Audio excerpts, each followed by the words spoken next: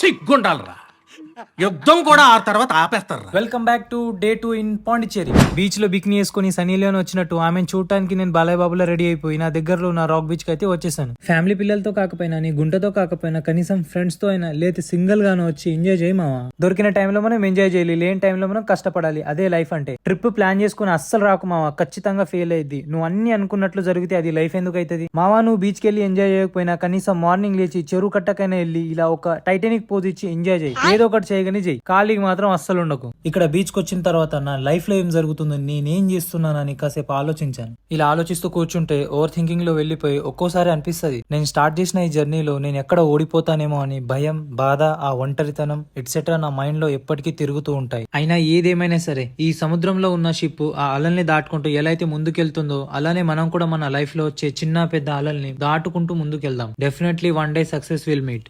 నా ఎన్నుకున్న వాళ్ళని చూసిన తర్వాత నాకు కూడా ఇలా ఒక గుంట ఉంటే బాగుండు అనిపించింది.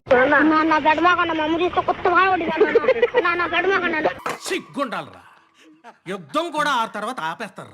సర్లే ఇవన్నీ కాన్ పనులు గానీ నెక్స్ట్ పార్ట్ లో మళ్ళీ కలుద్దాం. ఆలోపు వీడియోని లైక్ చేసి సబ్స్క్రైబ్ చేసుకోవడం మాత్రం అస్సలు మర్చిపోద్దే. ఉంటా, బాయ్.